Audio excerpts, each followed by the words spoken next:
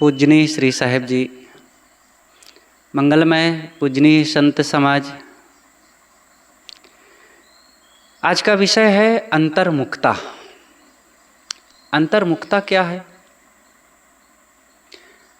अंतर्मुखता है मन का बाहरी दुनिया से मुड़ करके आत्मा की ओर चिंतन मनन करना, विचार करना और इच्छाओं, कामनाओं, वासनाओं से सिमट करके स्वरूप चिंतन के साथ साथ भक्ति, प्रेम, शांति, सद्भाव, संयम, दया, क्षमा आदि के बारे में सोचना, ये अंतर्मुखता है। मतलब स्थूल बाहरी प्राणी पदार्थ और भोगों से सिमट करके मन की वृत्ति का अंतर्मुख स्वरूप विचार की तरफ आ जाना, ये अंतर्मुखता है। जब बाह्य जगत में मेरी यह मनोवृत्ति जाती है, अज्ञात असंख्यों उलझन लहरों जैसी लाती है। मैं क्या हूँ, क्या करती हूँ, इसकी सुध बुध बिसरा कर आकंठ मोह में डूबी परमेश्वर को बिखरा कर, बाहर से उपरत होकर जब अंतर्मुख होती है, तब शून्य संस्कारों से होकर निरांत सोती है। हे बाह्य विलासी वृत्ति, तू बाहर ही रमती है, अभ्यस्त पुराने पथ में जा जा करके जमती है।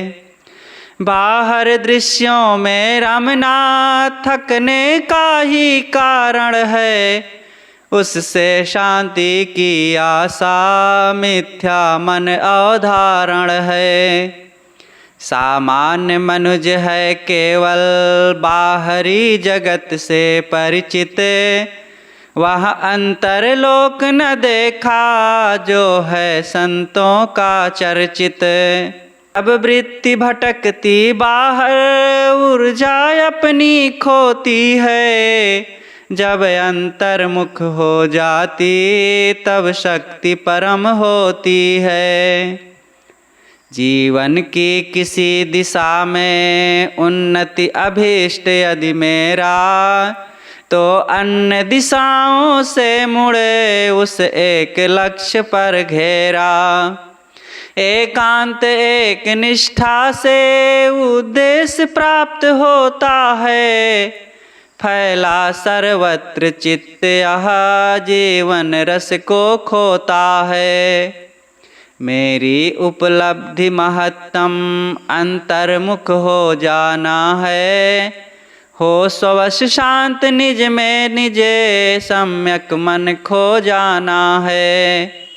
जब बाह्य जगत में मेरी यह मनोवृत्ति जाती है, अज्ञात असंख्यों उलझन लहरों जैसी लाती है। अज्ञात असंख्यों उलझन लहरों जैसी लाती है। सद्गुरु कहते हैं, जब बाह्य जगत में मेरी यह मनोवृत्ति जाती है, साधक को विचार करना चाहिए कि ये वृत्ति क्या है।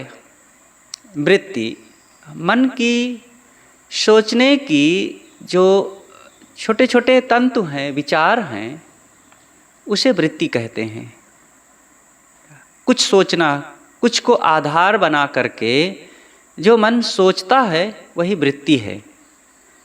यहाँ साहब कहते हैं, जब बाह्य जगत में मेरी यह मनोवृत्ति जाती है। मेरी जो मनोवृत्ति है जब बाहर जाती है तब क्या होता है? तब अज्ञात असंख्यों उलझन लहरों जैसी लाती है। बेहिसाब अनेक संकल्प विकल्पों के, हानि लाभ के, संयोग वियोग के, प्राणी पदार्थों के संकल्प, उलझने अपने चित्त में ला ला करके, दोहरा दोहरा करके वो सामने लाती रहती है। सारी उलझने आती हैं। आदमी पहले सोचता है और सोचने में रागात्मक ख्याल बनाया, मोह के, द्वेष के, अहंकार के, ये संस्कारों को याद किया और सामने ला ला करके उसी में उलझता जाता है। हानि लाभ के बारे में, मोह बैर के बारे में, मेरा तेरा के बारे में अनेक संस्कारों को ये चित्त उठाता धरता है। सब कुछ मन के रास्ते से होकर के गुजरता है। दुख के बारे में, सुख के बारे में, राग द्वेष के बारे में, हानि लाभ के बारे में और काम क्रोध लोभ मोह के बारे में, ये सब संकल्प कहाँ उठते हैं? मन में। और यही मन की तमाम वृत्तियों की उलझने ला ला करके और व्यक्ति सोचता है उसी में। उसी के लिए यहाँ पर सद्गुरु कहते हैं, अज्ञात असंख्यों उलझन लहरों जैसी लाती है। पानी में लहर उठती है और वो लहरें हवा के झोंके से आती है, फिर समाप्त हो जाती है, फिर एक आती है, फिर समाप्त हो जाती है। ऐसे ये मन बना हुआ है।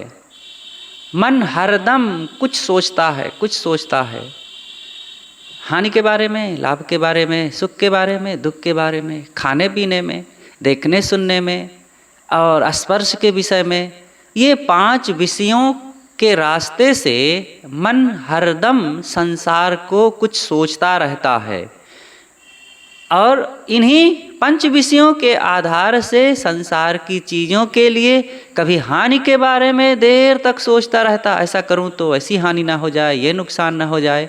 और फिर लाभ के बारे में सोचता है कि ऐसा करूंगा तो ये लाभ हो जाएगा, वो लाभ हो जाएगा, ये सुख मिल जाएगा।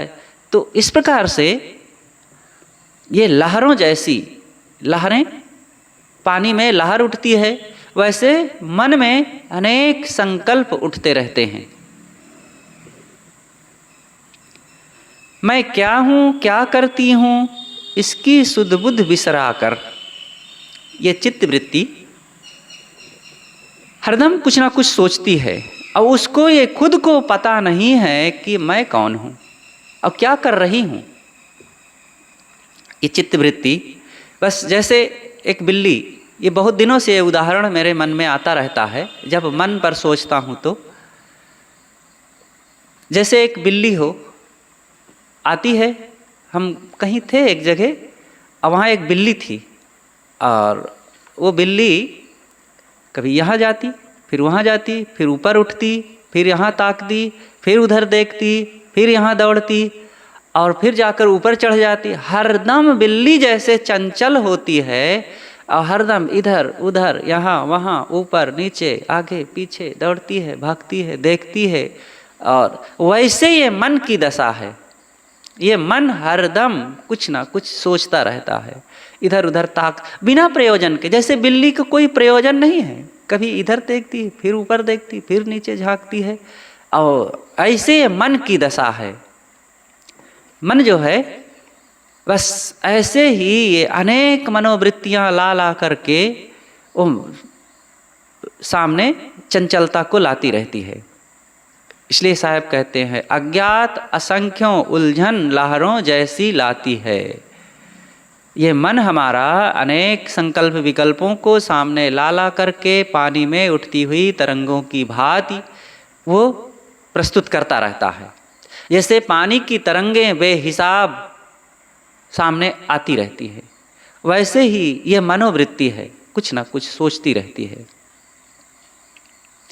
मैं क्या हूँ, क्या करती हूँ, इसकी सुध बुध बिसराकर आकंठ मोह में डूबी परमेश्वर को बिसराकर। मैं क्या हूँ, क्या करती हूँ। साधक को विचार करना चाहिए कि मैं क्या हूँ, मैं कौन हूँ।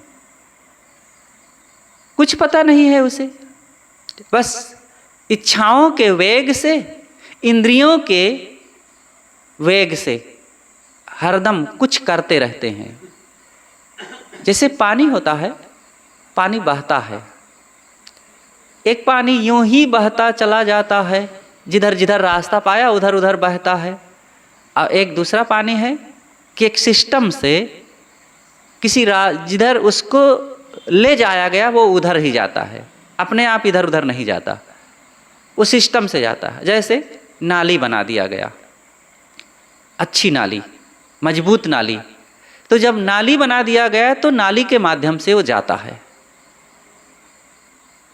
और नाली नहीं है तो वो जिधर पाएगा, जिधर बहाव रहेगा और जिधर उसका वेग रहेगा उधर वो चला जाएगा। तो अपने आप, अब वो चाहे हानि हो चाहे ना हो, लेकिन जब सिस्टम होता है तो सिस्टम से एक तरीके से अपने आप फिर जाता है पाइप के माध्यम से।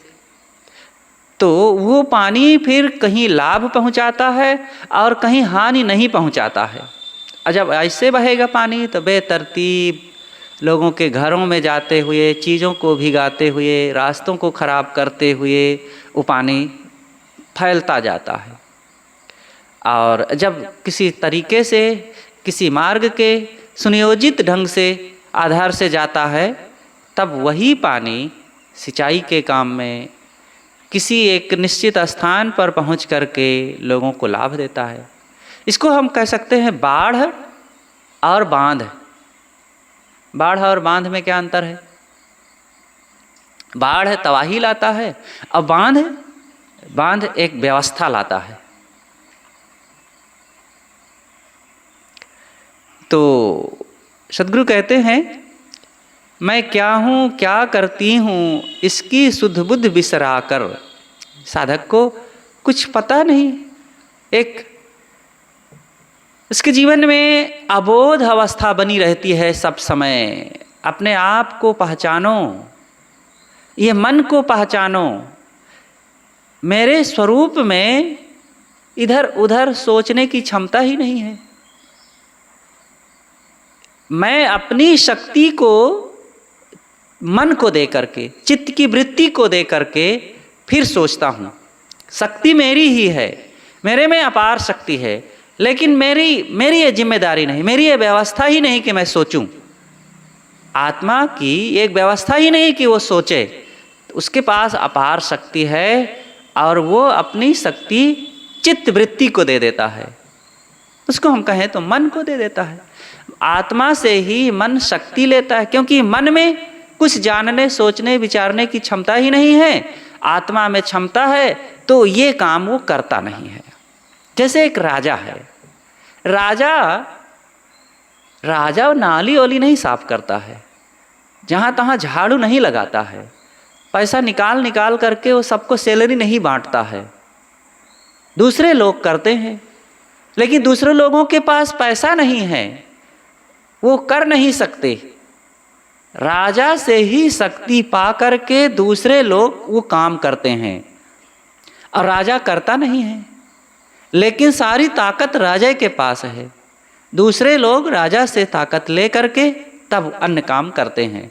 ऐसे एक आत्मा वो राजा है, वो कुछ करता औरता नहीं, लेकिन अपार शक्ति उसके पास है। अपनी शक्ति को वो चित्त वृत्ति को दे दिया, मन को दे दिया, इच्छाओं को दे दिया, इंद्रियों को दे दिया। तो अपने अपने ढंग से वो इसलिए देता है कि वो जीवन की या कल्याण की दिशा में, एक व्यवहार की दिशा में काम हो। वो शक्ति जो दिया है एक व्यवस्था है अंतर जगत की। जो आत्मा से शक्ति इंद्रियां पा रही हैं, तो इंद्रियां पा करके अब वो उचित रूप से देखें, उचित रूप से खाएं, उचित रूप से सुने, उचित रूप से सूंघें, स्पर्श करें, और ऐसा करके शरीर को एक व्यवस्था दिया जाए, व्यवहार और परमार्थ सिद्ध हो। और इसी में आना जाना, मिलना जुलना, शरीर का आहार हो करके शरीर की मजबूती, और कहीं राग द्वेष में ना फंस करके, उलझन रोग में ना फंस करके काम चलता रहे। इसलिए एक ये व्यवस्था है कि आत्मा से शक्ति लेकर इंद्रियां काम करें। लेकिन अब वही इंद्रियां जिन विषयों की तरफ गईं, तो अब उसमें सुख मानने लग गईं और वो सुख मानने की जगह अब हो गई चित्त वृत्ति की जिम्मेदारी। अब चित्त वृत्ति उधर रस लेने लग गई, अपनी स्वतंत्रता को भूल करके विषयों में रस लेने लग गई। तो रस लेने के कारण अब चित्त वृत्ति जहाँ रस लेने की आदत हुई तो फिर ज़्यादा जाएगी। ये नियम है मन का। जहाँ सुख बुद्धि उत्पन्न हुई आसक्ति पूर्वक राग पूर्वक, तो वहाँ बार बार फिर जाएगा। चाहे वो देखने की चीज़ हो, सुनने की चीज़ हो, खाने की चीज़ हो और स्पर्श की चीज़ हो, किसी ना किसी ढंग से। इसीलिए योग दर्शन में कहा गया है सुखानुसयी रागः। राग कहाँ उत्पन्न होता है? सुख में, विषयों में। कोई भी विषय हो, शब्द स्पर्श रूप रस गंध, ये 5 विषय हैं। इन 5 विषयों में जहाँ सुख बुद्धि उत्पन्न हुई वहीं राग उत्पन्न हो जाएगा। और राग उत्पन्न हुआ तो बार बार मन का अटैक वहीं होगा। ये मन की गति मियाँ की दौड़ मस्जिद तक, ऐसे मन की दौड़ बस राग किए हुए उन विषयों तक ही। अथवा दुखानुसयी द्वेषः, जहाँ पर दुख की अनुभूति हुई, जिसको प्रति, अब वो दुखद चीज है या नहीं ये बात अलग है। हमारे मन ने मान लिया है कि ये व्यक्ति बुरा है, ये चीज़ मुझे नहीं पसंद है, ये चीज़ के उपयोग से मुझे हानि हो जाएगी और ये करूँगा तो मुझे तकलीफ हो जाएगी, मेरा शरीर ठीक नहीं रहेगा, मुझे आनंद नहीं आएगा। कुछ भी बात अब हो या ना हो ये बात अलग है। लेकिन जहाँ दुख मान लिया, जहाँ प्रतिकूल मान लिया, जिसे विरोधी मान लिया, तो वहाँ से द्वेष शुरू हो जाता है। इसलिए राग और द्वेष से बचना परमार्थ पथ में अध्यात्म की दिशा में आगे बढ़ने के लिए, मन की व्यवस्था को ठीक करने के लिए साधक को बचना चाहिए। किससे बचना चाहिए? राग और द्वेष से। राग और द्वेष ही साधना पथ पर मन की शांति में आगे बढ़ने के लिए सबसे बड़े बैरियर हैं। कोई साधक कहीं राग करेगा तो साधना में बहुत बड़ा अवरोध आएगा, द्वेष करेगा तो साधना में बहुत बड़ा अवरोध आएगा। फिर मन नहीं एकाग्र होगा, ध्यान नहीं लगेगा, कर्तव्य पथ पर हम व्यवस्थित ढंग से प्रसन्न चित्त से नहीं लग पाएंगे। और फिर राग और द्वेष से तमाम दोष उत्पन्न होते हैं, विवाद कलह भी होता है। ये खुद नहीं समझती है कि मैं क्या हूँ, क्या करती हूँ। ये अपनी शुद्ध बुद्ध को बिसरा करके मोह में फिर डूबने लगती है। शुद्ध बुद्ध का मतलब होता है होश हवास। कुछ जो अच्छा या बुरा, कर्तव्य या अकर्तव्य, संग या कुसंग के भाव को बनाए रख करके फिर किसी से बचा जाए, किसी से सटा जाए, किसी को अपनाया जाए। ये अच्छी और बुरी बात का जहाँ पर पता चलता है उसे कहते हैं शुद्ध बुद्ध। आपा को खो करके कुछ काम नहीं बनेगा। ये भी मन की एक दशा है। आपा के कई अर्थ होते हैं। अपना निज चेतन स्वरूप भी आपा होता है। और तीसरा आपा का अर्थ है अहंकार। इसी को सदगुरु कबीर ने कहा, आपा तजय हरि भजय नक्सिक तजय विकार। तो यहाँ पर सदगुरु कहते हैं मैं क्या हूँ, क्या करती हूँ, इसकी शुद्ध बुद्ध बिसरा कर आकंठ मोह में डूबी पर में स्व को बिखरा कर। ये जो है मन हमारा, ये मनोवृत्ति इधर उधर की बातों को याद करके अपने स्वरूप को खो करके मोह में डूब जाती है। और मोह कहाँ होगा? प्राणी और पदार्थों में। फिर वहाँ जैसे मन लगा, मोह में पहुँचा, तो पर में स्व को बिखरा कर। पर और स्व क्या है? पर किसे कहते हैं? स्वरूप से अलग जो कुछ है वो सब पर है। मेरी आत्मा से अलग जो कुछ है वो सब पर है। और स्वसत्ता, आत्मसत्ता, मैं, जो मैं हूँ, कहाँ से ये स्वर निकल रहा है? आत्म अस्तित्व से, मेरे अपने अंतरतम से, अपने आपा से। तो अपने आप को खो करके, अपने आप को भूल करके फिर जो कुछ याद होगा, जो कुछ हम बाहर जहाँ भी अपनी तादात्म्यता स्थापित कर लेंगे, वो सब पर ही होगा। अध्ययन के दो ही विषय हैं, स्व और पर। स्व निज चेतन स्वरूप आत्मा, और पर ये पंच विषय रूप पसारा जो फैला हुआ है संसार। तो स्व को भूल करके पर में फिर ये चित्तवृत्ति उलझने लगती है।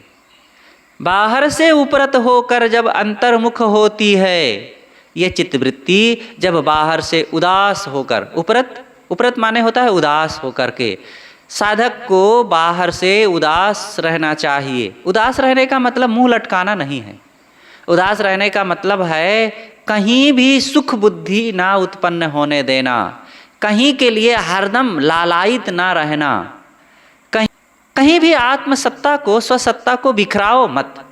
अपने पर अपना अनुशासन बनाए रखो, अपने स्वावस्था की याद बनाए रखो। जब अंतर्मुख होती है, जब बाहर से उदास होकर के मनोवृत्ति अंतर्मुख हो जाती है, अंतर्मुख का मतलब स्वरूप की तरफ अपनी शक्ति को लगा देती है। शक्ति एक है, चाहे बाहर लगाओ चाहे भीतर लगाओ। बाहर लगाओगे तो वहाँ पर हानि लाभ, अशांति, भय, चिंता, शोक का अनुभव होने लग जाएगा। क्योंकि प्राणी और पदार्थ दिखेंगे और प्राणी पदार्थ में हरदम हलचल है, हरदम संयोग वियोग है, हानि और लाभ है, टूटना फूटना है, बनना बिगड़ना है। तो ये सब का बोध होगा और फिर उससे हर्ष शोक हमें परेशान करते रहेंगे।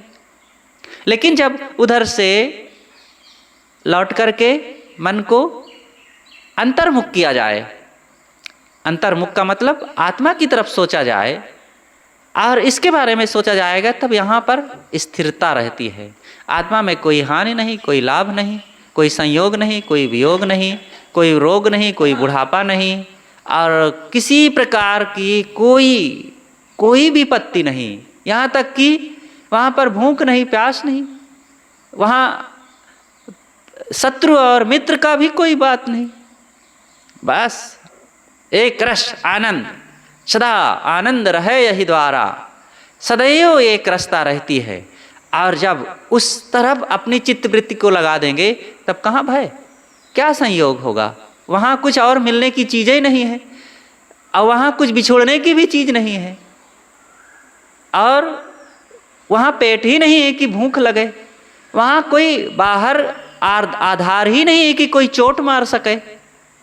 डंडा लाठी बम पिस्तौल भी वहाँ प्रभाव नहीं डालता है। एक बोध है, एक जागृति है, एक ज्ञान है। ये इस तथ्य को जब समझ लिया जाता है, तथ्य केवल कल्पना का तथ्य नहीं है, एक वास्तविकता है। साधक जो संसार से मुड़ करके अंतर्मुख होगा, मन इंद्रियों को स्वश करके आत्माभिमुख होता है, तब ये साम्राज्य समझ में आता है। इसीलिए आगे बताया गया है कि सामान्य लोग इन चीज़ों के बारे में सोचते नहीं, तो उनको ये बात समझ में आती नहीं, तो उनको रात दिन केवल धन रुपया पैसा, घर, इंद्रिय भोग, बाल बच्चे, पति पत्नी, यही सब कुछ माल टाल लगता है। रात दिन इसी की उपलब्धियों को देखते हैं, सोचते हैं, इसी के लिए फटफटाते हैं, भाग दौड़ करते हैं। लेकिन जो साधनाशील होते हैं और जो अंतर जगत के साम्राज्य को, वैभव को जानते हैं, वो उनका कुछ अलग ही ख्याल होता है, उनकी कुछ दुनिया ही अलग होती है। इस बात को सोचना चाहिए, सभी नर नारियों को इस विषय को समझना चाहिए। एकांत में जब बैठेंगे तब ये बात समझ में आएगी। संतों के पास सत्संग में जब बैठेंगे, सदग्रंथों का मनन चिंतन करेंगे, इंद्रियों पर स्ववस्था जब लाएंगे, तब ये बात समझ में आएगी। ये आज का अध्याय ही है, अंतर्मुखता। हे बाह्य विलासी वृत्ति, तू बाहर ही रमती है। साधक अपने मनोवृत्ति को समझाता है और डांटता है कि हे मेरी मनोवृत्ति, तू मेरी बात को सुन। तू सदैव बाह्य विलासी बनी हुई है। वृत्ति एक ही है, और जब उसका लक्ष्य हम बहिर्मुख कर देते हैं तब वो बाहर रमती है। प्राणी पदार्थों के हानि लाभ, धन रुपया पैसा, पद अधिकार, शरीर जवानी सुंदरता, रूप रंग, यही सब सोचती है और उधरे रात दिन सोचती और भागती और हानि लाभ में डूबी रहती है। लेकिन यही वृत्ति की शक्ति को जब अंतर्मुख कर दिया गया, आत्मा की तरफ लगा दिया गया, तब आत्मा के बारे में सोचती है। तब यहाँ पर अखंडता, एक रसता, नित्यता और शांति, निश्चिंतता, निर्भयता का अनुभव होता है। तो साहब कहते हैं कि तू बाहर ही रमती है, अभ्यस्त पुराने पथ में जा जा करके जमती है। ये पुराना रास्ता है, अनादिकाल से मेरी मनोवृत्ति बहिर्मुख ही तो रही। पशु पक्षी आदि जब थे तब तो बहिर्मुख थी ही नहीं, तब तो अंतर्मुख थी ही नहीं, केवल बहिर्मुखता ही रही। उसको देह को पोषना और पेट को भरना, इंद्री के भोगों को भोग लेना, बस। इसके अलावा कोई और सोच ही नहीं थी कि अंतर्मुख होया जाए और मैं कौन हूँ, मेरा क्या है, शांति क्या है, इस बात की उसकी कोई गम ही नहीं थी। मनुष्य शरीर में भी जब यह जीव आया तब भी जन्म से जैसे आंखें खुली तो माँ दिखी, संसार दिखा और तमाम प्राणी पदार्थ दिखे और नाना विषय दिखे, शरीर दिखा, पेट दिखा, इंद्रियां दिखी, भोग दिखे और ये सब सामने आया। अब ज्ञान तो मिला नहीं, सत्संग में गए नहीं, संतों के पास बैठे नहीं और बचपन से जन्म से संसार के सामने रहे, संसार के पास रहे, तो यही सब हमारी नज़रों में रहा। तो अब क्या होगा, उसी का अभ्यास चित्त में जाएगा। तो साहब कहते हैं कि अभ्यस्त पुराने पथ में, ये पुराना रास्ता है, इसी में जा जा करके चित्तवृत्ति रमती रहती है। बाहर दृश्यों में रमना थकने का ही कारण है। चाहे जितना बहिर्मुखता का अभ्यास हो, लेकिन हे साधक, अच्छी बात, इस बात को अच्छी तरह से समझ लो कि जितना तुम दृश्यों में अपने आप को रमाओगे, जितना प्राणी पदार्थों के बारे में सोचोगे, जितना इंद्रिय भोगों के बारे में सोचोगे, जितना दूसरे की तरफ दृष्टि रखोगे, हानि लाभ में मन को लगाओगे, उलझन ही आएगी, थकान ही लगेगी, मन व्यथित ही रहेगा, चंचलता ही मिलेगी, फिर दूसरों पर दोषारोपण ही होता रहेगा और सदैव मन से अस्वस्थता का ही अनुभव करोगे। इसलिए हे साधक, बाहर से लौटो, उससे शांति की आशा मिथ्या मन अवधारण है। अब बाहर मन को लगाएंगे तो मानसिक रूप से थकान महसूस होगी और फिर बहिर्मुखता से शांति की आशा करना, ये वैसे ही है जैसे बालू पेर करके अच्छी मशीन में तेल निकालने की आशा रखना हो। बहिर्मुखी हो करके शांति नहीं मिलती है। जैसे कछुए के पीठ पर कोई बढ़िया वाला तेल लगा करके और सोचे कि इसमें आज नहीं तो कल, कल नहीं तो परसों बाल तो उग आएगा, उगेगा कभी। और खरगोश को घी दूध दही खिला करके कोई सोचे कि इसके सिर पर भैंस जैसी बड़ी बड़ी सींग निकल आवे तो सींग निकलेगी। ऐसे ही इस संसार की तरफ मन लगा करके कोई चाहे एक रस शांति मिल जाए, पूर्ण भय मुक्त हो जाएं, चिंता रहित हो जाएं, प्रसन्न हो जाएं, बंधन रहित क्लेश मुक्त हो जाएं, नहीं हो सकता है कभी भी।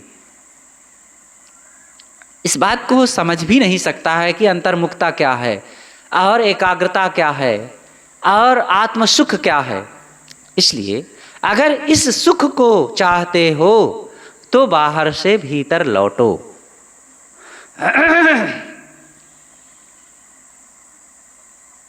सामान्य मनुज है केवल बाहरी जगत से परिचित, वह अंतरलोक न देखा जो है संतों में चर्चित। अब सद्गुरु कहते हैं कि सामान्य लोग जो सत्संग साधना और संतों के निकट गए नहीं, इन बातों को सुने समझे नहीं, तो उनका क्या हाल होता है? वो बाहरी दुनिया से केवल परिचित होते हैं, उनको अंतर जगत का कुछ पता ही नहीं होता कि ये क्या है, क्या किया जाए, कैसे ये संत लोग कहाँ समय बिताते हैं और ये लोग क्या करते हैं, उनको कुछ नहीं। लेकिन जो साधक है, जो वो साधक केवल घर का त्यागी ही नहीं, घर में रहते हुए, पैंट शर्ट पहनते हुए, साड़ी ब्लाउज पहनते हुए, धोती कुर्ता में रहते हुए अथवा अचला लंगोटी में रहते हुए, कोई भी इस बात को जब समझेगा, अपने मन की वेदना को समझेगा और फिर अपने को भय मुक्त, शोक मुक्त करना चाहेगा और शांति की अपेक्षा रखेगा, तो फिर धीरे धीरे वो इन कार्यों में लगेगा, बहिर्मुखता से अंतर्मुखता की तरफ आएगा। तब उसकी शक्ति सिमटने लगेगी, स्वरूप केंद्रित होने लगेगी और तब धीरे से उसको समझ में आने लग जाएगा। और समय समय से सबको समझ में आता है, समझना ही पड़ेगा। लेकिन वो समझ किस काम की? वो मरघटिया वैराग से क्या काम बनेगा भला? क्षणिक वैराग से काम नहीं। हाँ, जब कोई बड़ा नुकसान देखते हैं, कोई बड़ा अपमान की संभावना हो जाती है, कोई प्रिय का वियोग हो गया, बेटा मर गया, पत्नी मर गई, पति मर गया, तब संसार फीका लगने लगता है। लेकिन ये एक अवस्था से आया हुआ वैराग है और ये किसी कारण, बाहरी कारण से आया है, कोई विवेक पूर्वक, समझदारी पूर्वक नहीं आया है। यही बात समझदारी पूर्वक आ जाए तो यहाँ पर दुख भी नहीं होगा और अंदर का प्रकाश हमारा जगमगाने लग जाएगा। जब प्रिय के वियोग से, चीज़ों की हानि से, अपमान के डर से वैराग आया है, वो वैराग नहीं है, वो प्राणी पदार्थों के हानि से उत्पन्न भय से हमने उधर से अपने मन को हटाया है। लेकिन जब विवेक पूर्वक स्वयं चिंतन मनन और साधना के अभ्यास से जब इस संकल्प को कमाते हैं, मन के इस भाव को कमाते हैं, तब वो हमारे लिए दुख नाशक बन जाता है, तब हमारे लिए वो कल्याण का कारण बन जाता है और फिर उसमें अपने आप स्वस्थता रहती है। और जब अपने से नहीं किया जाता है विवेक से, तो मजबूर होकर, विवशतापूर्वक, दुखी होकर, अब बेटा मर गया, कोई और मर गया, कोई चीज़ की हानि हो गई, किसी ने डांट दिया या अपमान हो गया, तब हम बाहर से सिमट गए, तो ये कोई साधना की बात है? ये तो दुखी होकर के मुंह फुलाना हुआ और समय की मार से हम परेशान होकर के कुछ का कुछ कर रहे हैं, इससे एक बंधन नहीं कटते हैं। अब देखो ना, ये बड़े बड़े कहलाने वाले नेता लोग ही हैं, अपने दुख दर्द को, अपने मन की व्यथा को, अपने मन की अशांति को थोड़ा सा मिटाने के लिए, अपने आप को, चित्त को हल्का करने के लिए शराब पीते हैं, जा कर के होटलों में कुछ अय्यासी करते हैं और कुछ करते हैं, तो अपने को भुलाते हैं। ये शुतुरमुर्ग जैसे, शुतुरमुर्ग अफ्रीका के मरुस्थल में शुतुरमुर्ग एक बहुत बड़ा पक्षी पाया जाता है, सबसे तेज दौड़ने वाला पक्षी शुतुरमुर्ग होता है। और भी पक्षी होते हैं, लेकिन शुतुरमुर्ग भी एक बहुत बड़ा पक्षी होता है और बहुत तेज दौड़ता है। शेर उसको कभी दौड़ाया पकड़ने के लिए, खदेड़ा जब, तो भागता है पहले, और जब नहीं भाग पाता तो अपने सिर को बालू में गाड़ देता है, तो सोचता है कि मैं उसको नहीं देख रहा हूँ तो वो भी नहीं देख रहा होगा, और शेर पीछे से आता है, चीर फाड़ के खा जाता है। ऐसे यहाँ लोग हैं, ये सब प्राणी पदार्थों में मन को खूब बिखेरे हैं, और बिखराव से जब मन की पीड़ा शुरू हुई और ये चीज़ों में परिवर्तन शुरू हुआ, लोगों में वियोग शुरू हुआ, कोई रोगी हो गया, कोई मर गया, कोई बिछुड़ गया, कोई और कोई कुछ हो गया, कोई ने अपमान कर दिया, तो अंदर में बड़ी पीड़ा उत्पन्न होती है, अशांति उत्पन्न होती है, अंदर में काम क्रोध लोभ मोह उत्पन्न करके हमें दुख देते हैं। तो इससे व्यक्ति बेचैन हुआ, तो बेचैन हुआ तो फिर इस बेचैनी को मिटाने के लिए वो सत्संग में, साधना में, अंतर्मुखता की तरफ नहीं, बल्कि वो इस बेचैनी को मिटाने के लिए फिर शराब पीता है और नाच देखता है, टीवी देखता है और भोगों में डूबता है, सोचता है कि इससे शांति मिल जाएगी। जैसे ये तो वैसे हुआ जैसे एक व्यक्ति को सर्प ने काट लिया, तो अब उस सर्प के जहर को मिटाने के लिए, सर्प के जहर से बचने के, फिर अब सर्प के बिल में हाथ डाल रहा है, तो सर्प और डसेंगे, उसका जहर और हमारे ऊपर प्रभाव डालेगा कि जहर और मिटेगा। इसी तरह ये वासनाओं के पीड़ा से बचने के लिए फिर उन्हें इच्छा कामना वासनाओं की तरफ आदमी भागता है। काम भोग से मन की पीड़ा बढ़ी और संसार की उलझनें बढ़ी, तो अब इस उलझन की, इस व्यथा को मिटाने के लिए फिर उसी तरफ दौड़ता है। ये तो वैसे ही जैसे आग बुझाने के लिए और उसमें ईंधन डाल देना और उसमें घी डाल देना, तो आग बुझने के बजाय और बढ़ेगी ज्वाला कि भला बुझेगी? बढ़ेगी। तो ऐसे ही इच्छाओं का भी काम है। ये मन की इच्छाएं, कामनाएं, वासनाएं हमारे को परेशान करती हैं, लेकिन अब इसको मिटाने के बजाय और विवेक पूर्वक साधना करके, इंद्रियों को स्वश करके, सत्संग में जा करके, इनका ऑपरेशन करके, इनको त्यागने के बजाय हम और इन्हीं का उपयोग करते हैं और इसी ढंग से दूसरी इच्छाएं बढ़ा बढ़ा करके सोचते हैं कि अब हमारा मन शांत हो जाएगा। लेकिन दूसरे भोगों में लगने पर थोड़ी देर के लिए उस भोग में मन एकाग्र हो गया तो ऐसा लगता है कि हाँ राहत मिल रही है, लेकिन नहीं, राहत नहीं मिल रही है। वो थोड़ा सा भोगों में मन को लगा करके अब अंदर में और इच्छाओं का वेग भर रहे हैं। जैसे एक दौड़ने वाला व्यक्ति दौड़ा तो थक गया और रुक करके सोचता है कि हाँ अब राहत आ रही है, तो जैसे रुका तो थोड़ा सा विश्राम पाया, लेकिन वो विश्राम अब और दौड़ने के लिए एनर्जी ले रहा है। ऐसे एक भोग में व्यक्ति थका तो अब रुक गया थोड़ा, तो ऐसे लगा कि हाँ अब राहत मिल रही है, लेकिन वो रुकना अगले भोग में डूबने के लिए एनर्जी लेना है और फिर डबल वेग से अब भोगों में डूबेगा और फिर दुखी होगा और ज़्यादा। तो भोग से ही और भोग की इच्छा बढ़ती है। जैसे एक शराबी शराब पी करके शराब की इच्छा को नहीं मिटा सकता है, बल्कि अगली बार पीने के लिए और अपनी इच्छा को बलवान कर रहा है। एक कामी, एक लोभी, एक मोही इन काम, लोभ, मोह में पड़ करके अपनी इच्छा को और अगले समय में बड़े जोरों से उधर झोंक देने के लिए तैयार कर रहे हैं। इसलिए उपाय यही है कि त्याग से ही त्याग का बल बढ़ सकेगा और जो करे शुरुआत वह ही चढ़ सकेगा। त्याग ही एक आधार है इन इच्छाओं, कामनाओं, वासनाओं को मिटाने का, और कोई उपाय नहीं है। और ये त्याग की शक्ति बढ़ती है अंतर्मुखता से। तो सद्गुरु कहते हैं कि जब अंतर्मुख हो जाती तब शक्ति परम होती है। जब साधक अंतर्मुख होता है तब इसकी शक्ति परम महान हो जाती है, बहुत हो जाती है। इसलिए अपनी शक्ति को बढ़ाओ। अंतर्मुखी वो बेवकूफ़ नहीं होता है, वो बाहर के राग द्वेष हानि लाभ विवाद कलह उत्तेजना में नहीं पड़ता है। तो कोई उसको मत सोच ले कि वो कमज़ोर हो गया है। अरे दुनिया से वो कमज़ोर हो गया है, दुख बढ़ाने वाले कार्यों से वो कमज़ोर हो गया है, लेकिन सुखी होने की दिशा में, शांति, कल्याण, प्रसन्नता, निश्चिंतता, निर्भयता की दिशा में वो बहुत बलवान हो गया है।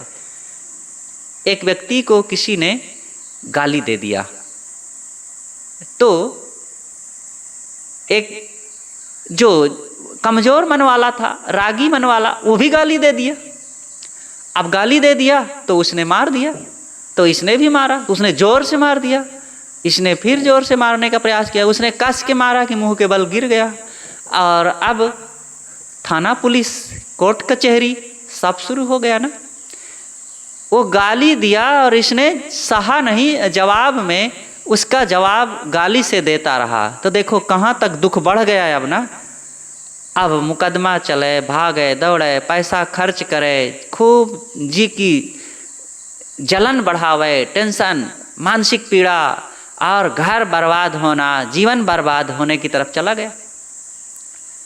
और एक दूसरे को गाली दिया, उसने सह लिया, नहीं बोला, अपनी अंदर की शक्ति से वो सहा है, वो कमज़ोर नहीं है, वो सह लिया। इसलिए सह लिया कि ताकि मेरा समय बर्बाद ना हो, मेरे जीवन में और दुख न आने पावे। वो दुख को रोकता है, दुख न आने पावे मेरे जीवन में। और ये अंतर्मुखता दुख रोकने का उपाय है। जितने आप अंतर्मुख होंगे अपने को सुखी बनाएंगे, अपने को भय मुक्त बनाएंगे, शोक मुक्त बनाएंगे, चिंता मुक्त बनाएंगे, वासना मुक्त बनाएंगे। तब देखो कितनी आपकी शक्ति बढ़ जाएगी ना। तो ये मत सोचिए कि अंतर्मुखी साधक कमज़ोर होता है। जीवन की किसी दिशा में उन्नति अभीष्ट यदि मेरा, तो अन्य दिशाओं से मुड़ उस एक लक्ष्य पर घेरा। हे साधक, अगर तुम किसी दिशा में उन्नति चाहते हो तो अभीष्ट, अभीष्ट का अर्थ होता है चाहते हो तो। आपको अगर ये अभीष्ट है तो, ऐसा कहते हैं ना, अगर आप ये काम करना चाहते हैं तो इसी तरह आप आत्मोन्नति चाहते हैं, मन में शांति चाहते हैं, जीवन में प्रसन्नता चाहते हैं और अपने स्वभाव में संयम, सदाचार, सद्गुण चाहते हैं, तो क्या करो? तो अन्य दिशाओं से मुड़ उस एक लक्ष्य पर घेरा। तो सब तरफ से अपने आप को समेटो, अपने मन को बहिर्मुखता से अंतर्मुखता की तरफ लाओ। बहुत बिखरा करके मन को और हजारों के बारे में सोच सोच करके और फिर उसी के हानि लाभ में पच पच करके अपनी शक्ति को एकाग्र नहीं कर सकोगे। अब जो उद्देश्य है उसी में घेरा डालो। आपका क्या उद्देश्य है? भौतिक क्षेत्र में आपका उद्देश्य है किसानी करने का उद्देश्य है, तो किसानी में घेरा डालो, उसी के बारे में सोचो। कब बीज डालना है, कौन सा बीज डालना है, कैसे जुताई करना है, कैसे सिंचाई करना है, कौन सा खाद डालना है और कितना क्या करना है, घेरा डाल करके उसी घेरे में सोचिए, बार बार सोचिए। तब आप उसके बारे में कई नए नए अनुभव आपके अंदर उत्पन्न होंगे। फिर आप ऐसी संगति करिए, ऐसे लोगों से चर्चा करिए, तब उनका अनुभव भी आपके अनुभव में जुड़ता जाएगा। इसी तरह विज्ञान की दिशा में काम करना चाहते हैं, व्यापार की दिशा में करना चाहते हैं, तो उधर अपना विचारों का एक घेरा डालो। लेकिन यहाँ खास बात बताई जा रही है, दुख मिटाने के दिशा में काम करना है, तो फिर साधना के बारे में सोचिए। इधर एक घेरा लगाइए मन इंद्रियों की स्वस्थता का, संत गुरुजनों की संगति का, सेवा भक्ति उपासना का, आत्म संयम का, इंद्रियों की संयम का और विवेक विचार चिंतन मनन अध्ययन का।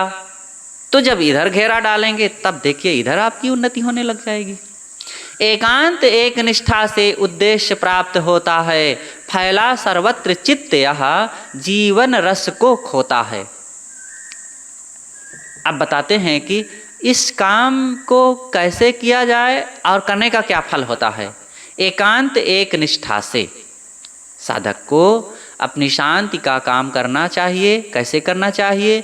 एकांत, ये शांति का काम, कल्याण का काम, लोगों के भीड़ में घुस घुस कर हरदम प्रपंच कर करके और राग द्वेष बढ़ा करके, चीज़ों के भोगों के बारे में सोच सोच करके और बहिर्मुखी लोगों के बीच में रह करके ये काम नहीं होगा।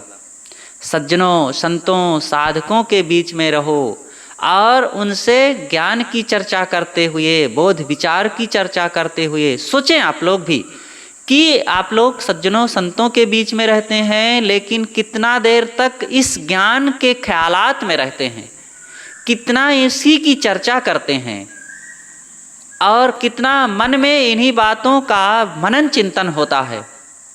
जितना ये काम होगा उतना तेजी से काम होगा। और कहीं उल्टा सोच विचार चिंतन मनन संगति चर्चा हो रही है तो काम नहीं होगा, बल्कि हमारे दुख का मानसिक क्लेश बढ़ने का काम शुरू हो जाएगा। इसलिए संगति जरूरी है, लेकिन संगति के साथ साथ सदचिंतन जरूरी है, सदचर्चा जरूरी है और सदविचार जरूरी है। तो एकांत और एक निष्ठा से, एक निष्ठा रखो, लाभ निश्चय लाभ निश्चय जरूरी है। जिधर लाभ निश्चय होगा उधर आदमी काम करने लग जाता है। जब लाभ निश्चय हो जाएगा तो किसानी के लिए देखो, लाभ निश्चय है तो ठंडी गर्मी धूप वर्षा कीड़ा मकोड़ा सब सहते हुए काम करता है व्यक्ति। किसी को गृहस्थी बसाने का लाभ निश्चय है तो पैसा कमाता है, फिर शादी करता है, दहेज देता है और लोगों की सहायता है, पत्नी लाता है, पति लाता है, बाल बच्चे पैदा करता है, उनकी बहुत कुछ सहायता है और उस लाभ निश्चय के कारण सारी विपत्ति सहता है, ढोता है। किसी को साधना का लाभ निश्चय है तो संतों में आता है, सब तरफ से अपने को समेट करके, दुनिया के राग द्वेष को छोड़ करके, वहाँ के सारे लाभों को फेंक करके, घर धन जमीन परिवार को भी छोड़ करके संतों में आता है, संतों की सेवा करता है, उपासना करता है, उनकी बात सुनता है, उनकी विचारों में डूबता है, मन इंद्रियों का संयमन करता है, इच्छाओं को मिटाता है अपने, और तब इधर काम करता है, तब वो लाभ मिलता है। तो लाभ जब तक निश्चय नहीं होगा किसी भी दिशा में काम नहीं हो सकता है, छोटा काम भी नहीं हो सकता है। मिलना मंजूर तो बंबई नहीं दूर है, और मिलना मंजूर नहीं तो चौखट बड़ी दूर है। अगर मिलना मंजूर हुआ, ये काम करना ही है, तो भाग के चला गया बंबई, अब वहाँ जा के पराई जगह में पराए लोगों में चार बात सहते हुए भी, खून पसीना एक करके भी मजदूरी करके पैसा इकट्ठा करता है, क्योंकि परिवार के लिए लाभ निश्चय है, उनके लिए मुझे कमाना है। और जब मिलना मंजूर ना हुआ, लाभ निश्चय नहीं हुआ, तो माँ ने कहा कि बेटा जाओ दुकान से नमक ले आओ, तो कहता है नहीं बारिश हो रही है, मन नहीं हो रहा है, नहीं जाऊंगा। तो उधर उस काम को करने का मन ही नहीं होता है। तो सद्गुरु यहाँ कहते हैं कि एक निष्ठा से काम करो। फैला सर्वत्र चित्त यह जीवन रस को खोता है, मेरी उपलब्धि महत्तम अंतर्मुख हो जाना है, हो स्वश शांति चित्त में निज सम्यक मन को खोना है। सद्गुरु कहते हैं मेरी उपलब्धि महत्तम अंतर्मुख हो जाना है। मेरी उपलब्धि क्या है? सबसे बड़ी मेरी यही उपलब्धि है कि मैं इच्छाओं को राग द्वेष को मिटा करके अंतर्मुख हो जाऊं, हो स्वस शांत निज में निज, मैं अपने आप में शांत हूँ और सारे कुचिंतनों को त्याग करके अंतर्मुख बनूं। अंतर्मुख का मतलब मैं अपनी बहिर्मुखी वृत्ति को त्याग करके अंतर्मुख बनाऊं, आत्मस्वश बनाऊं, आत्म कल्याण के लिए मन को लगाऊं, अपने आप को पहचानूं मैं कौन हूँ। मैं अपने आप को भूल भूल करके बाहर विषयों में अपने को डुबाता हूँ, इसलिए बाहर से लौट करके स्वरूप की तरफ आऊँ, जिससे कि मेरी निश्चिंतता बढ़े, प्रसन्नता बढ़े, स्वस्थता बढ़े। तो मेरी उपलब्धि महत्तम अंतर्मुख हो जाना है, सबसे बड़ी उपलब्धि है अंतर्मुख हो जाना। हो स्वश शांत निज में निज, मैं अपने आप में लौटकर स्वयं में ही शांत हो जाऊं, सम्यक मन खो जाना है। मन का पूरी तरह से विषयों से उपरत हो करके स्वरूप में ठहर जाना, यही मेरा सर्वोत्तम लाभ है, सर्वोत्तम इसका फल है, और दुखों का यही नितांत निवृत्ति कर देना है।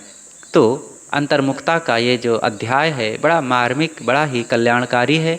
साधक को सब तरफ से सिमट कर अपने स्वरूप में लौटने का काम करना चाहिए। बोलिए सद्गुरुदेव की जय।